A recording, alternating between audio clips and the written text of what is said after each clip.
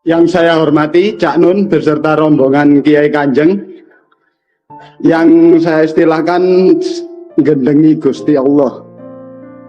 Juga para hadirin sekalian, jamaah sinau bareng Cak Nun yang saya hormati juga.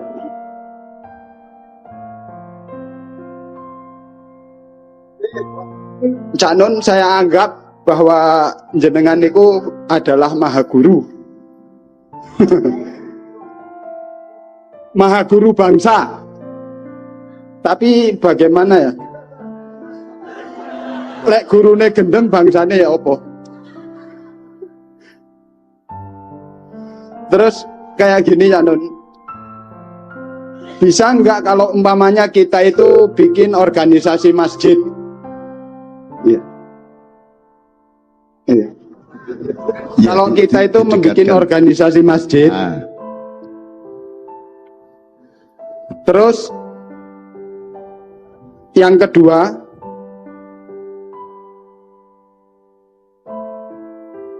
kalau bisa nggak kita juga memberantas koruptor? Karena menurut saya yang namanya koruptor itu adalah sesungguh-sungguhnya pengkhianat negara. Bukan hanya negara yang dikhianati, juga agamanya. Dan kalau mau berjihad mungkin ya, daripada rono rene gak karuan, mendingan berantas itu aja bareng-bareng. Ya terima kasih ya Nun. Assalamualaikum warahmatullahi wabarakatuh. Oke, ditampung belum dijawab karena kita pakai manajemen lah, pakai irama ya. Pokoknya ditampung sih. Oke, ada tambahan ya Nun. Tangannya jenengan wau alus. Tapi nggak tahu apa bibirnya. Ya, aku ngerti maksudnya deh. Jadi ada paradok. Tapi ya wis tak apa-apa wis. Kabeh iku tak tak gendong kabeh gak masalah wis. Aku ngerti pikiranmu karpe dan apik kok. Itu dalam rangka mencari, dalam rangka berijtihad. Oke, berikutnya Mas. Assalamualaikum warahmatullahi wabarakatuh. Perkenalkan, nama saya Izhar, datang dari Selempitan Ketiak, Kabupaten Malang, tepatnya di daerah Bajulmati ya Nun. Mudah-mudahan Cak Nun juga pernah dengar nama Bajulmati. Biarpun bajulnya mati, tapi yang tetap kami tetap ingin hidup manusianya. Ya, saya maksud manusia yang manusia. Jadi tidak hanya manusia secara biologis saja, tapi mentalnya mental buaya gitu Pak. Biar buayanya yang mati. Ngeten Cak Nun, saya itu kepingin khususnya di lingkungan saya, kepingin betul-betul karep ini Pak ya, Cak, kepingin bagaimana saya dan kawan-kawan itu bisa menerapkan, ngelakoni Islam yang betul-betul rahmatan lil alamin. Nah tapi kenyataannya di lapangan kapitalisme insya Allah ini sudah mulai, dan itu sudah mulai sedikit mengganggu keseimbangan alam. Gunung-gunung yang ada di hutan-hutan yang katanya sebagian bapak-bapak kita itu menjadi hutan lindung, tapi sekarang digerus, digempur, dan bertujuan untuk untuk mendatangkan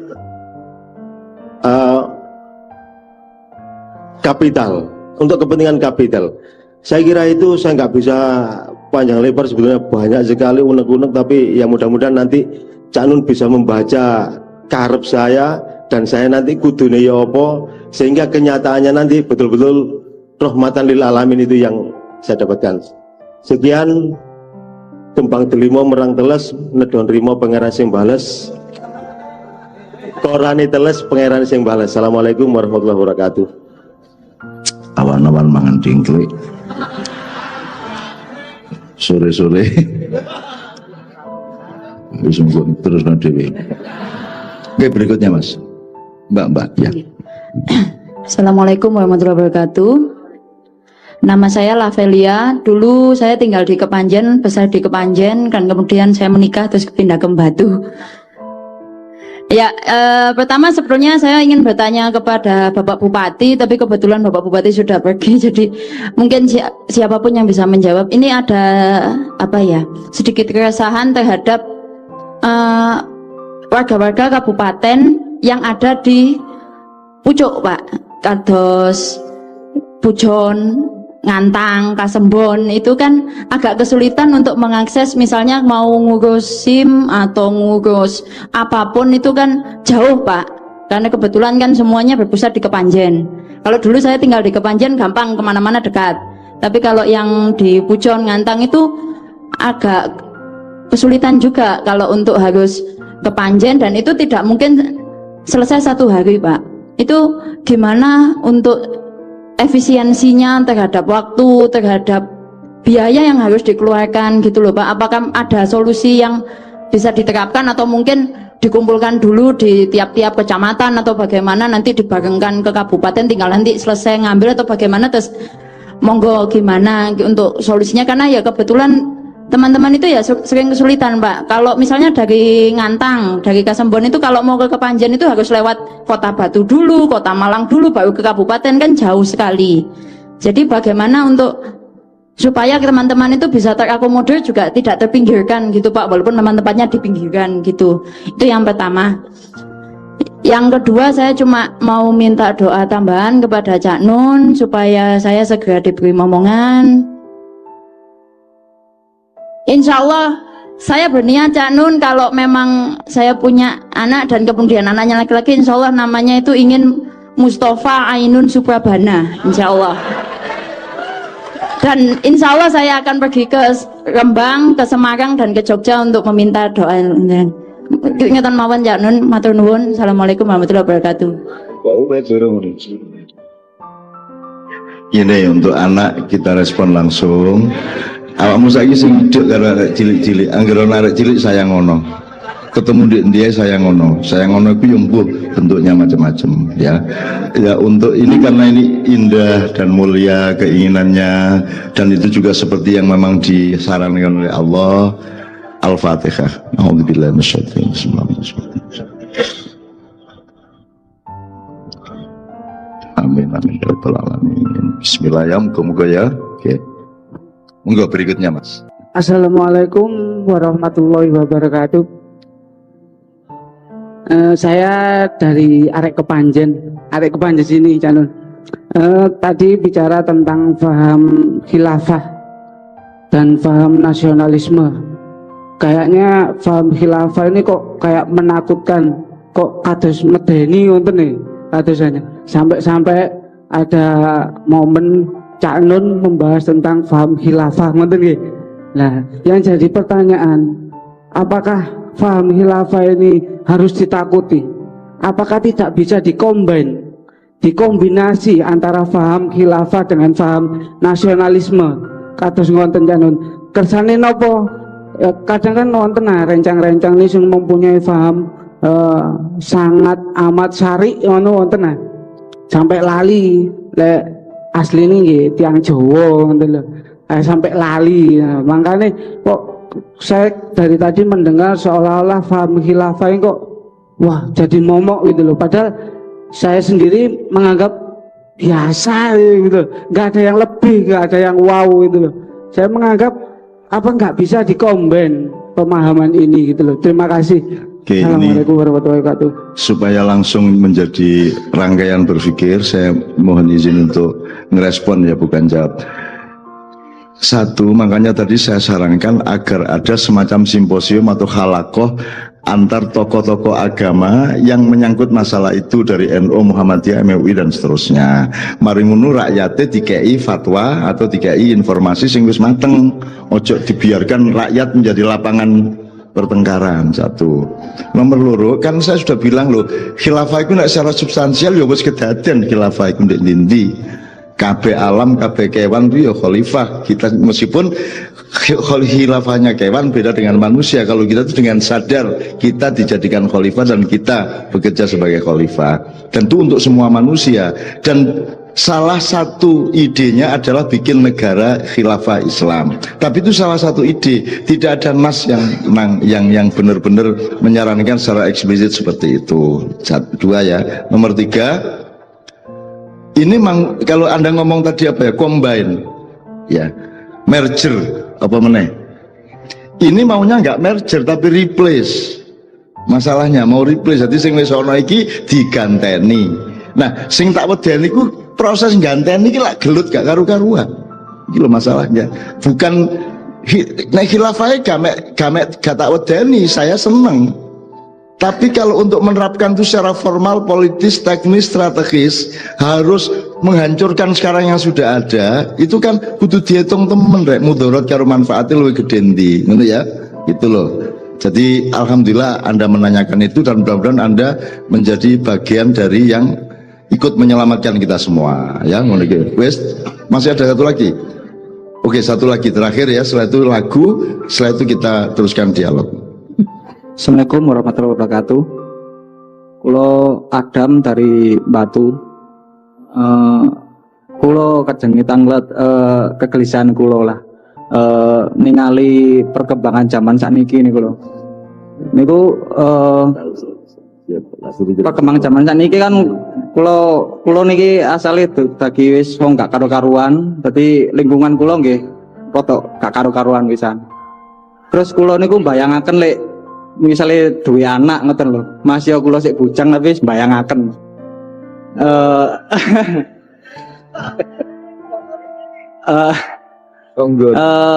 mulai nakale kula pikir wis paling gak karu-karuan, tapi kula ningali adik-adik kula niku kok tambah gak karu-karuan nemen, dan fasilitas pun meh lengkap ten lingkungan kula, mulai wis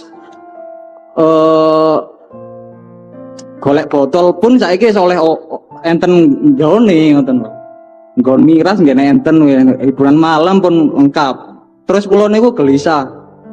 Tek misale ya napa sih carane didik anak ben saged mengikuti perkembangan zaman tapi mboten menyimpang dari syariat lah. Elek-eleke ngoten. Dan pingine wong tua niku kan wis mboten sampai anak wis bejat kayak bapake. Kale pendidikan itu kan kayak kula dikerasi ngoten nggih mboten seneng, dilusi nggih ngliwar. Kula ini tengah-tengah tapi nggih ngliwar. Napa sing salah ngoten. Matur suwun. Oke, tepuk tangan, bagus. Semua pertanyaan akan kita respon bersama-sama nanti. Oh, masih ada satu lagi. Oke, cepat ya Mas. Assalamualaikum warahmatullahi wabarakatuh. Nama saya Rasidi, saya dari Kalimantan Barat, Kabupaten Ketapang. Yang saya tanyakan di sini tentang kebenaran tadi, bahwa kebenaran itu ada yang lebih tinggi dari kebenaran, yaitu indah.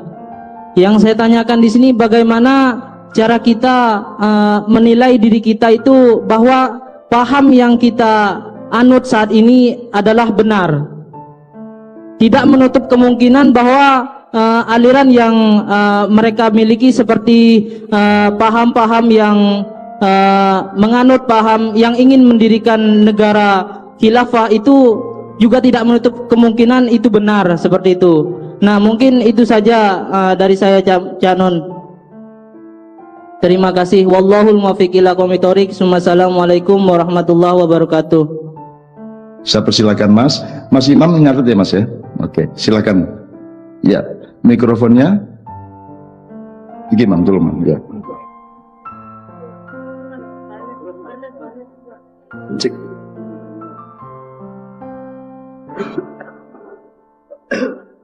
Bismillah. Assalamualaikum warahmatullahi wabarakatuh. Salam takbir.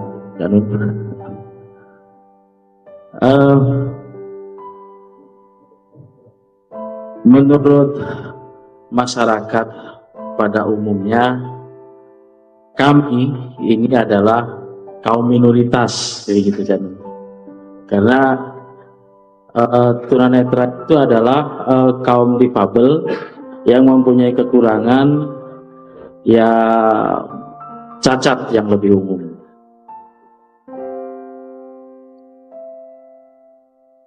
Saya berpikir, saya boleh berpikir begini, lelek aku nanti wong gak ketok iki asline ya gak gelem. Cuma apa yang sudah disampaikan oleh Cak Nun, kudune ya pas kudu ngene iki wis. Allah menciptakan saya, menciptakan kami beserta teman-teman di persatuan kami itu adalah memang harus tunanetra seperti ini. Ini menurut kesadaran kami.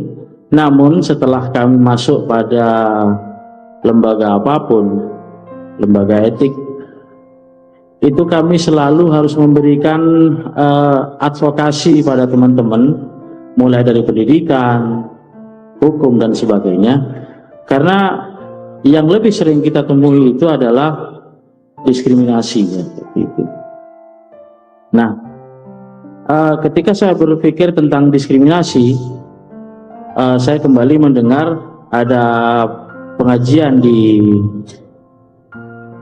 setiap majelis itu bahwa taubat itu sangat penting. Padahal menurut saya setiap kali saya temui diskriminasi, ternyata yang tunanetra itu adalah kami. Saya sering bilang sama teman-teman, tapi yang cacat penglihatan itu adalah mereka.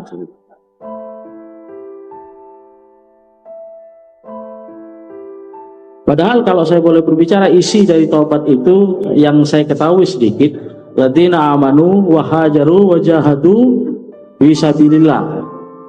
Nah, kalau taubat ini harus bercucuran air mata, taubatan nasuha, terus kemudian berdarah-darah air mata ini, lo kok cie lo gak ketok kata dijojo ditok do getiye lah ya apa sih kan? Jadi kalau boleh berpikir mungkin taubat itu adalah hijrah.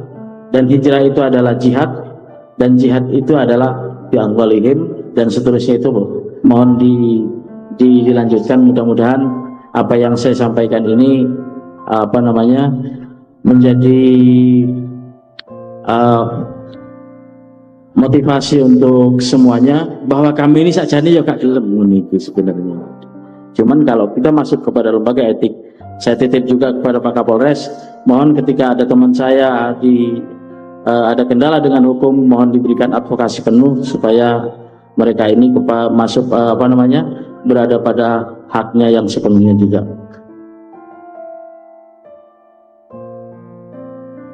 Demikian yang saya sampaikan. Dan setelah saya berbicara diskriminasi, sebenarnya saya ingin sumbangkan lagu, namun karena waktunya tidak memungkinkan, dan saya sangat terkesan dengan lagu Gubahanku gitu. Mohon maaf. Assalamualaikum warahmatullahi wabarakatuh. Nanti dirunding sama Mas Imam sama Mas Doni mengenai lagu Gubahanku yang kutuliskan itu ya. Iya.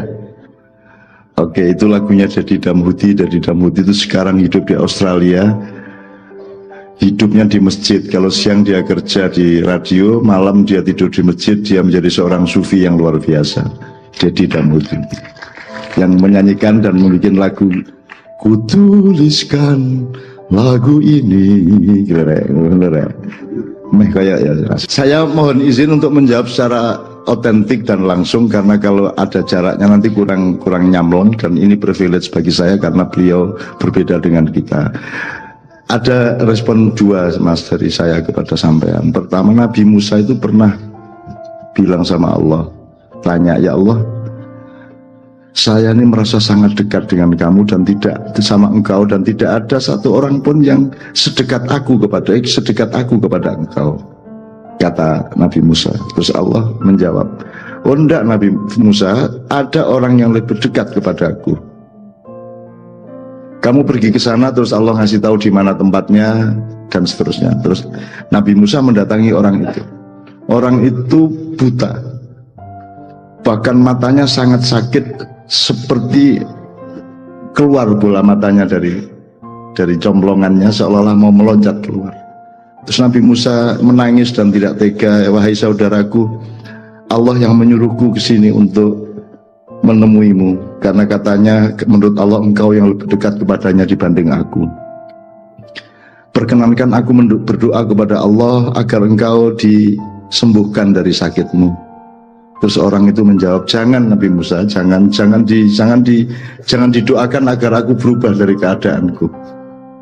Inilah yang membuat aku dekat kepada Allah, karena aku tidak bisa melihat apapun yang lain selain Allah dengan kebutaanku ini. So, itu ceritanya Nabi Musa. Tapi Nabi Musa ketoknya Nabi ya kalah karo sampeyan itu kalah. Nomor loro, kalau ini kita terjemahkan secara budaya, sampean dianggap difabel, dianggap cacat, itu kan dari pandangan orang yang merasa normal. Ikulah ilmu tengu, tengu itu gede lah kanggone semut, tapi kanggone wedhus, temu itu cilik nemen. Nah, saiki kan sampean harus mengambil keputusan meletakkan diri di mana. Sampean jangan mau menuruti orang banyak yang menganggap sampean orang cacat. Sampean kan bisa misalnya ngomong gini, gaya apa kon duwe moto iki, garai kon kepengin dhuwit, garai kon dulu arek wedok ayu, mari ngono bingung dhewe ana mobil model iki, ana merek iki, ana cat ngene, wis gupu kabeh kon. Aku iki wis angger gembuk wis beres wis. Wis gak.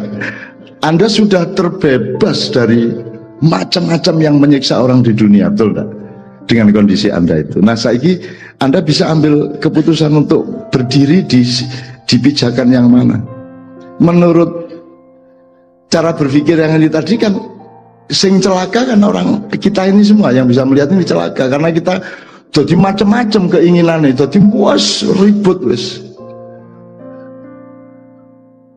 Sing wis duwe Samsung S7 saiki wis gopoh kredit S8. Lah ngono sih. Gopoh kabeh wis pokoknya karena kita punya mata itu jadi problem ndak karu-karuan. Itu. Nah, tapi itu juga sawang sinawang kata orang Jawa gitu loh Mas. Jadi monggo sampean ambil keputusan bagaimana.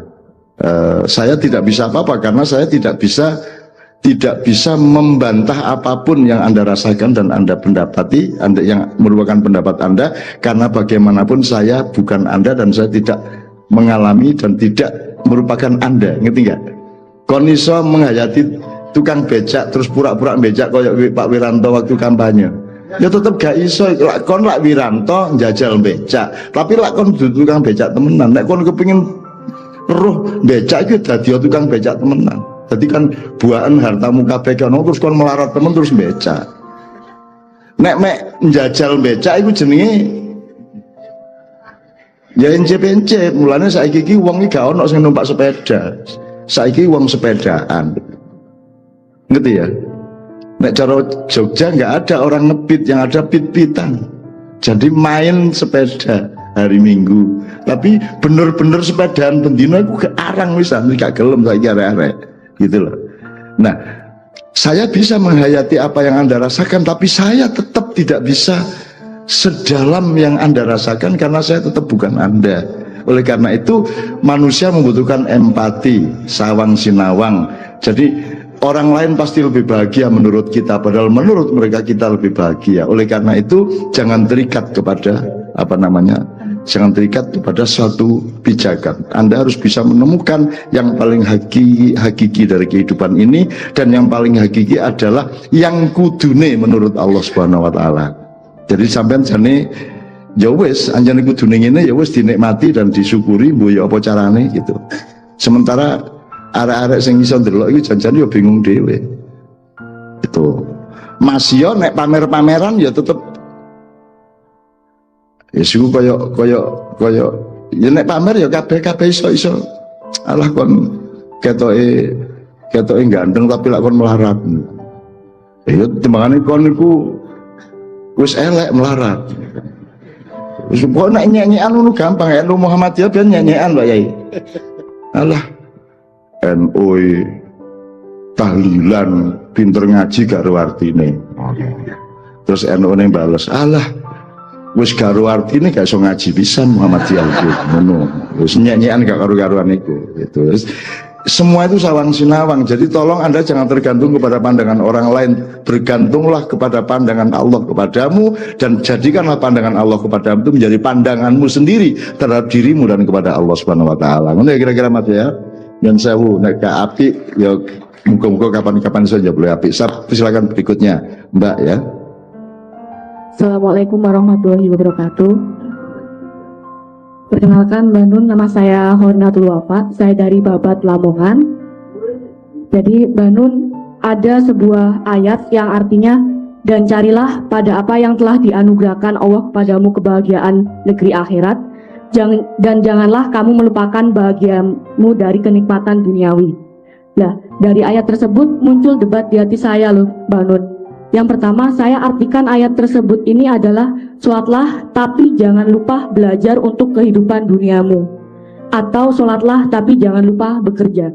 Nah, Mbak Nun, kadang saya saat jam kuliah sudah masuk duhur atau asar, itu artinya saya pengen pergi untuk berjamaah ke masjid. Namun saya bisa ketinggalan materi. Di sini saya jadi galau dan bimbang, Mbak Nun.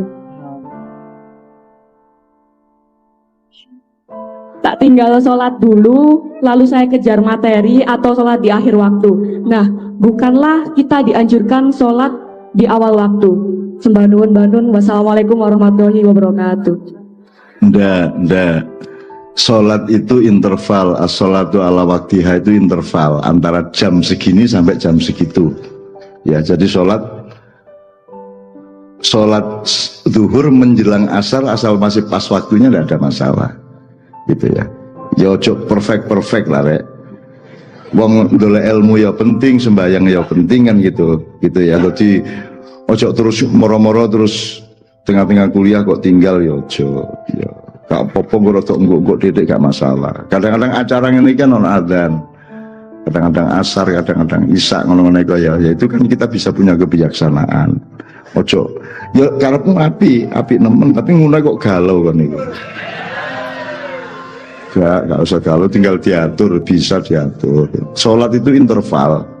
Ala waktu itu antara jam sekian sampai jam sekian, bukan dur kudu sholat, gak. Gitu loh. Bahkan sholat isya kan yang lebih bagus kan di tengah malam, lewat tengah malam kan gitu.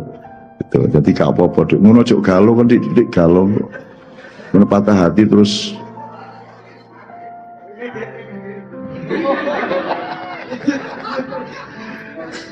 Bener deh ya, kau babat kan ya. Oke, ya silakan. Wes Mas, terakhir ya.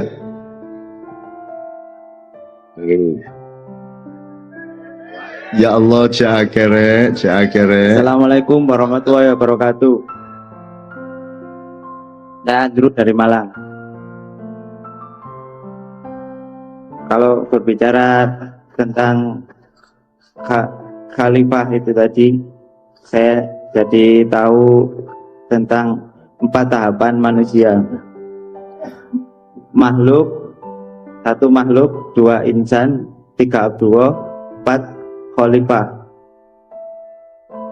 Kalau untuk kehidupan saya itu, saya gagal dalam segala-galanya.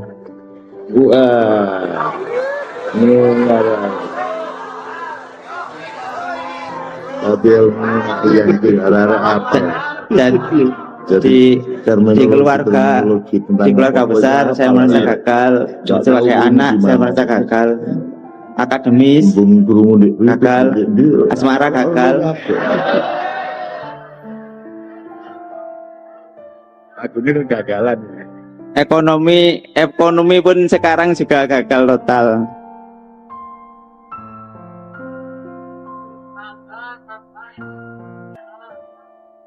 Ataukah mungkin itu pertanyaannya, ataukah mungkin itu tahapan-tahapan itu haruskah saya melalui perjenjang atau bisa langsung atau gimana? Kalau masalah ekonomi itu saya sangat banyak tanggungan, dalam artian hutang. Bagaimana menurut Mbah Nun, atau ada kiat-kiatnya? Semoga bisa lunas gitu. Sekian, Assalamualaikum warahmatullahi wabarakatuh.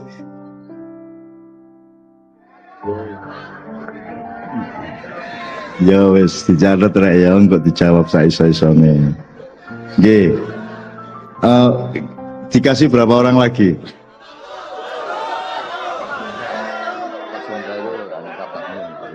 Oke, ini dari Polres ya, karena dari tadi rakyat, sekarang dari Polres kita beri waktu. Monggo Mbak. Bismillahirrahmanirrahim. Assalamualaikum warahmatullahi wabarakatuh. Mohon izin Bapak Kapolres. Mohon izin Cak Nun.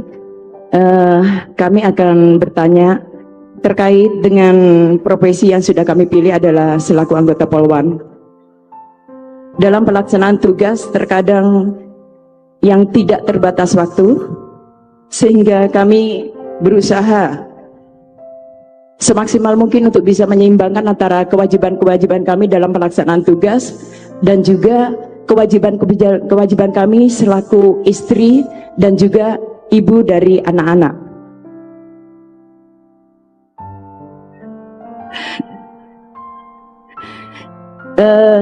Saya yakin, mungkin saya mewakili dari rekan-rekan saya Polwan dan juga seluruh ibu-ibu yang ada di sini, menginginkan bahwa kita ini menginginkan sekali menjadi seorang yang wanita yang soleha.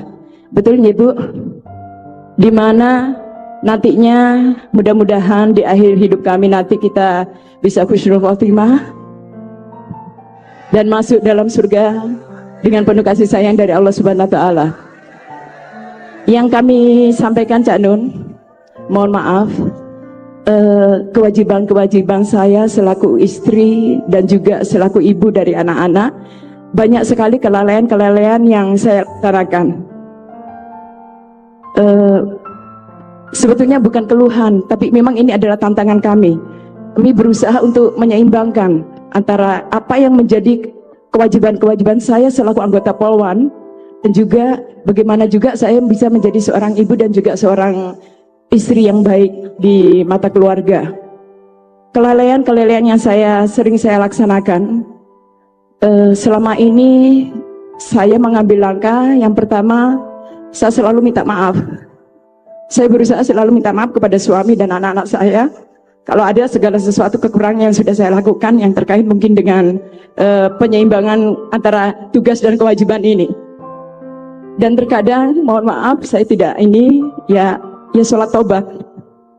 Nah, di kesempatan yang berbahagia ini saya ingin sekali mungkin ada pencerahan dari Cak Ainun yang bisa kita jadikan suatu penenang hati kami sebagai anggota Polwan yang ada di sini, sehingga kita akan pas antara hablum minannas, hablum minallah, antara hubungan kita dengan manusia dan dengan Allah yang nantinya mungkin kita selalu merindukan surganya Allah. Demikian Cak Nun, saya akhiri wabillahi taufiq wal hidayah. Assalamualaikum warahmatullahi wabarakatuh. Sebentar Bu, supaya saya jelas, ini perbenturan atau apa ya? Kadang-kadang mengalami ketidakseimbangan atau ada yang keter, ada yang terbengkalai. Tidak. Jadi begini, kami berusaha semaksimal mungkin bahwasanya tugas-tugas yang dibebankan kepada kita sudah merupakan kewajiban yang harus kita laksanakan. Nah, di balik itu pasti akan ada pengorbanan yang harus ada dikorbankan di sini. Mungkin waktu untuk keluarga, mungkin anak yang saat itu membutuhkan suatu pendampingan, ternyata tidak bisa. Sehingga maksud saya begini Cak Nun, saya sudah melakukan selalu minta maaf.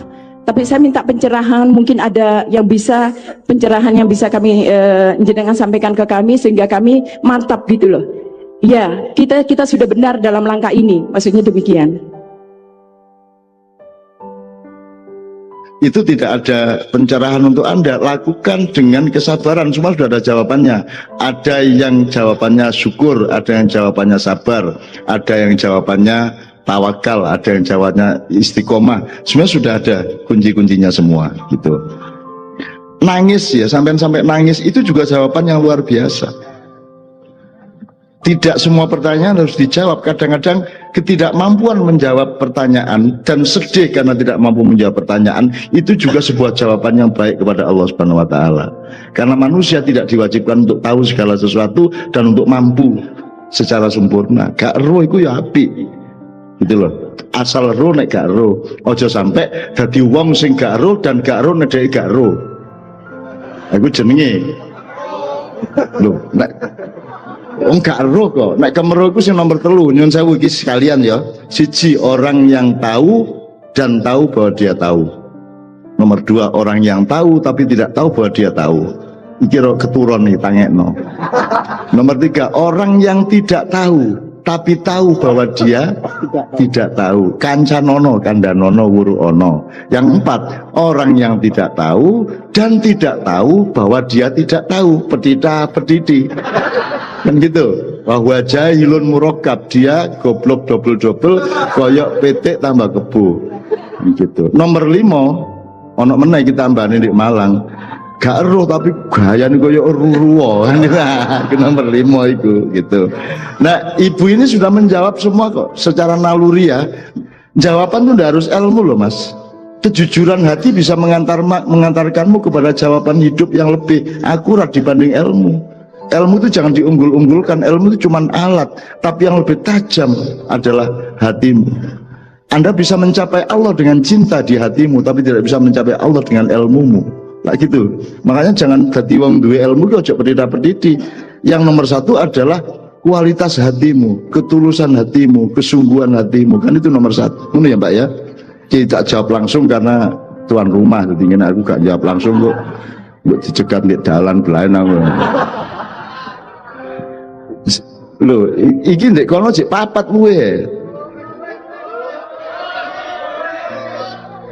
Saya mohon izin ya, ini rek ya, mabengi kan tak turuti sampai 30 ya.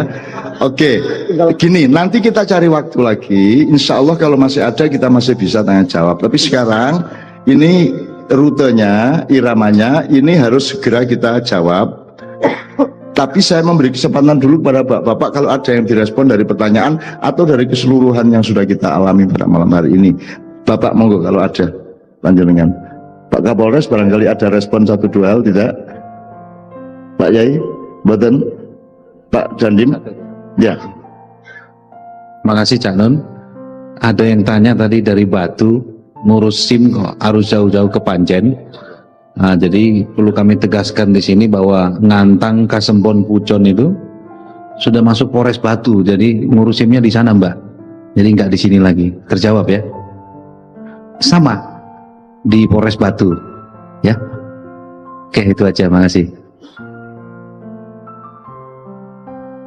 Oke. Mabengi ku aku 2 jam muput ora jawab tok, gak ada lagu, gak ada selingan ya. Jadi Pak, saya itu kagum sama anak-anak. Bagaimana saya tidak optimis ke masa depan Indonesia, karena sekarang ini saya menjumpai tiap malam anak-anak muda beribu-ribu jumlahnya, umurnya masih 20-an naik turun. Itu punya concern yang luar biasa terhadap kebenaran, punya keinginan luar biasa untuk kesolehan, dan punya konsentrasi dan energi yang luar biasa untuk berjuang. Jadi aku optimis kalau masa depan Indonesia. Dan kalau apa-apa ini yang golek-golek duit dewe, tuku-tuku bensin dewe, dan tidak royokan nanti pulang mereka Pak. Dan mereka tidak melanggar lampu merah karena mereka sudah belajar bagaimana menanggapi warna kuning di perempatan jalan. Iya. Warna kuning dulu kebanyakan orang Indonesia warna nek ono lampu kuning itu responnya ini. Ayo rek mumpung cek kuning timbangane nang abang. Setelah abang ayo disikat. Kan gitu. Nah, yang sudah kita pelajari bersama adalah kuning itu tidak begitu. Kuning itu rek wis kuning. Ya, ayo leren. Timbangannya kok ketabrak abang lah ngono. Itu kan sama dengan saiki wis jam 12 tajik jam 12 kan beda Pak. Nah, orang sering kali klaim-klaiman di politik itu karena gak ngerti bedanya jek karo wis iku man. Gitu lah Kak. Orang pelit sama orang hemat itu peristiwanya sama. Betul enggak? Orang kepala batu dan orang teguh iman itu sama. Sama. Bagi orang yang tidak suka, dia bilang itu kepala batu. Bagi orang yang setuju, itu dia teguh imannya. Nah, kita jangan terlibat untuk menuduh secara subjektif di dalam politik, dalam apapun. Karepe api arah-arah iko, cuman deh ilmunya gak jangkep. Ayo dikancani, ayo dijak runding kan gitu. Kira-kira kan ngono rek. Nah, jadi sekarang ini pun saya mohon dengan sangat Anda punya keluasan untuk cari yang paling bijak di antara beberapa kemungkinan. Jenenge resultan neng di ilmu mekanika itu biyen. Resultan ya. Garis si apa? Garis sigar tengah itu apa? Garis ya diagonal itu. Jadi kita cari resultan. Jadi umatan wasaton khairul umuri ausatuha itu di situ. Dan Islam itu seperti itu. Islam tidak di kiri, tidak di kanan, la syarqiyah wala gharbiyah, tidak timur, tidak barat. Islam itu di tengah-tengah dan mengayomi barat, mengayomi timur, itu Islam. Anjane ngono rek. Contohnya dari Cak Fuad biasanya di Ma'iyahan, kalau orang Yahudi dipukul, balas mukul. Dan itu sah. Kalau orang Nasrani dipukul pipi kanan, dikasih pipi kiri. Nah, wong Islam ini fenomena ketiga. Dipukul, Allah mengatakan kamu boleh membalas, berhak membalas sesuai dan sekadar pukulan yang kamu terima. Tapi kalau kamu memaafkan, kamu mendapat kemuliaan dariku. Nah, dinamis loh tadi ini. Gitu loh. Nah, ini yang namanya umatan wasaton. Jarak yoga, melawan yoga, tapi mencari kebijaksanaan di tengah-tengah. Kamu boleh membalas, tapi kalau kamu memaafkan, kamu mendapat kemuliaan dariku. Lah milih sing ndi? Aku ro jawaban. Ya mulya tapi lak kecut rek. Itu nek wong Jawa ngono iku. Kiamat dengan kisah Fathul Mekah. Umat Islam menang, pasukan Islam menang, musuh diselending kabeh, tapi sama Muhammad ya ayyuhan nas inna hadzal yaum laisal yaumul malhamah walakin hadzal yaum yaumul marhamah. Ini juga saya kira perlu dikenal oleh polisi dan tentara. Rasulullah mengatakan kepada tawanan perang itu beribu-ribu, wahai para prajurit, hari ini bukan hari pembantaian, melainkan hari ini adalah hari kasih sayang, dan kalian semua aku bebaskan pulang ke rumah masing-masing. Dan lewat di beberapa tempat sudah disediakan souvenir untuk kamu bawa pulang sebagai oleh-oleh untuk anak istrimu. Jadi pasukan Islam gubuh ngeterno karo ngekei, ono sing wedhus, ono sing perak, ono sing emas, pokoknya dibagi-bagi. Pampasan perang itu dibagi nang musuhe sing kalah iku mang lak ngersu lho arek-arek. Lho kula niki sing menang malah mboten oleh napa-napa. Ngono. Protes nang Kanjeng Nabi. Terus Kanjeng Nabi nglumpukno arek-arek. Wis ngene wis, aku ro kon ngersula, malah musuhmu sing kalah malah nggawa harta benda, ono sing unta, ono sing apa. Awakmu malah gak oleh apa-apa. Aku sekarang tanya kepada kalian, kata Rasulullah, selama kalian kenal aku mencintai kalian apa tidak? Semua terus menundukkan muka, iya ya Rasulullah, engkau sangat mencintai kami semua. Pertanyaan saya yang kedua, wahai para prajurit, engkau pilih mana, harta dunia ataukah cintaku kepada kalian? No, nek wong Arab langsung nangis, kami memilih cintamu. Ngono, tentara Arab, tentara Indonesia siji. Nggih milih cinta tapi mosok cinta tok. Ya wedhus titik lah ya apa lah daging pas ya menapa lah mosok kejut ngeten iki. Lah ngono. Kita kan punya keluasan seperti itu. Gitu loh. Jadi ya teman sekalian ya, alhamdulillah iya kecat-kecut aja kan itu. Jadi yang uniku orang Indonesia itu justru karena itu dia punya reserve untuk tidak terlalu menderita di tengah penderitaan kayak apapun. Mereka duwe ruang yang ekstra di dalam jiwanya. Ono ngalah, ono legowo, ono mupus, ono Gusti Allah gak sare. Jarno ae titenono. Lho ngomong lho titenono, padahal yo gak jelas titene apa. Sing penting titenono kok. Hati-hati kan anggitmu ngono. Gurung karuan urip iku ngono ta mergo kalah itu loh ya. Tapi kan kita menjadi survive karena itu, teman sekalian. Oke, Mam, sesingkat mungkin saya jawabnya Mas ya.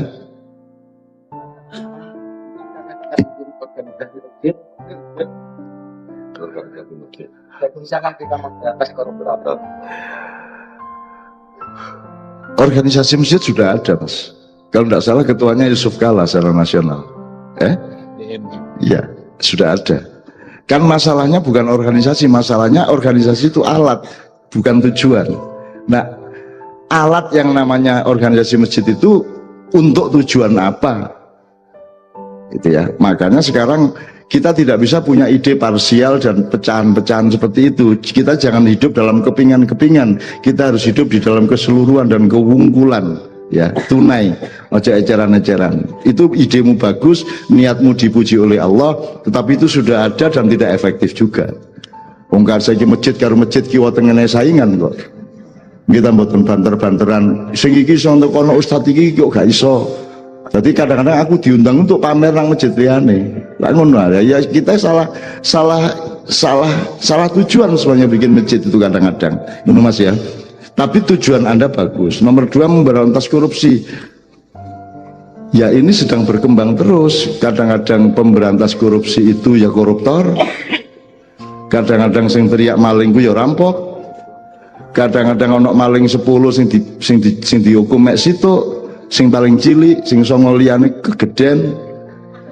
Sak piturute, jadi masih ada tantangan dan ujian yang luar biasa. KPK sekarang berbeda dengan KPK yang dulu saya, dan Jakarta sudah menjadi wilayah dari pertarungan faksi-faksi di belakang layar yang tidak mudah kita membacanya. Tetapi niatmu tetap baik. Ya, makanya sekarang berantaslah korupsi di dalam dirimu sendiri. Berantaslah korupsi dari pikiranmu, karena korupsi dimulai dari pikiran dan cara hidupmu, gitu kan. Sedikit kamu tidak percaya kepada rizki Allah, maka akan muncul keperluan untuk mencuri dan mengambil hak orang lain. Maka teguhkanlah kepercayaanmu bahwa Allah bertanggung jawab atas hidupmu, maka engkau tidak perlu mencari kemana-mana, yang penting kamu bekerja, karena Allah menjamin nafkahmu, Allah menjamin rizkimu. Ngono ya Raya. Oke, berikutnya Mas Imam. Mas Hijar mau 2 hal. Ingin mengelakoni Islam yang rahmatan lil alamin, tapi benturan dengan pihak lain yang merasa rahmatan lil alamin juga. Kudune ya opo? Nek iso dijak rembug, nek gak iso dijak rembug ya lakono dhewe. Saya itu sepanjang hidup tidak pernah disetujui dan tidak pernah bisa ada pihak yang mau bekerja sama dengan saya. Saya itu tersisih terus-menerus di bidang apapun saja, termasuk sekarang ini. Lah rumah sama aku diakoni sebagai ulama yoga, diakoni sebagai kiai yoga. Aku gak ono sing gelem karo aku. NU sing gelem ya NU cabang-cabang nisor-nisor ngene iki. Nek NU ndukur kono ono aku gopo kabeh wis. Jadi dan saya tidak pernah diundang muktamar NU, muktamar Muhammadiyah, kongres ulama, gak tahu aku. Juga seniman, jadi saya di bidang apapun saya tidak diterima secara formal di wilayah manapun. Ya wis nek tak lakoni dhewe saiki. Aku cek wae alasan Allah Maha Kaya dan gampang. Umpamanya sekarang saya dekat dengan Pak Ujung misalnya.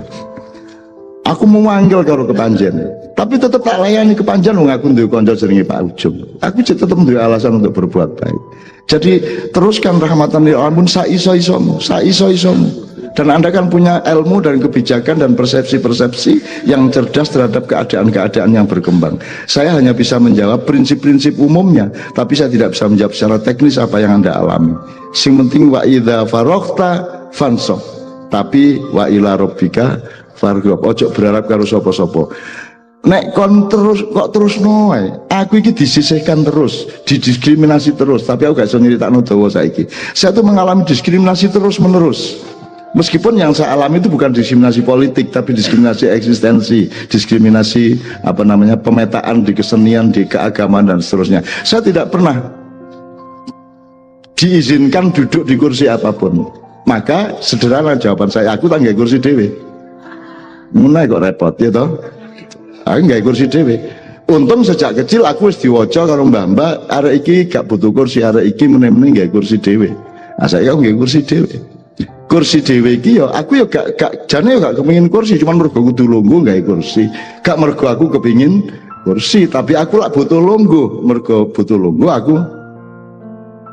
Jadi agak meneng-meneng nggawa watang, mergo kate njupuk pelem rodok dukur nggawa watang. Jadi bukan aku iki partai watang, gak.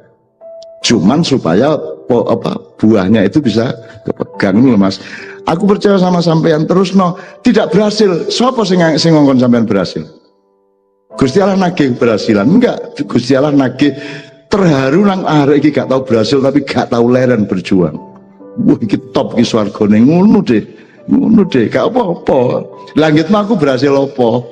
Aku iki lagi gak berhasil apa-apa belas aku iki. belas gak berhasil apa-apa. Tapi nggak ada gagal dalam Islam. Yang ada adalah orang yang mau beramal terus apa tidak. Nah, kalau Anda kerja keras terus, gak putus asa, suwe-suwe wong ya pegel musuh sampean. Wes suwe pegel sampean terus noe. Aku di kafirno terus, di siahno terus, di bid'ahno aku gak leran terus, saya pokoknya ndelujur terus melaku sampai saiki 40 tahun aku ngene iki.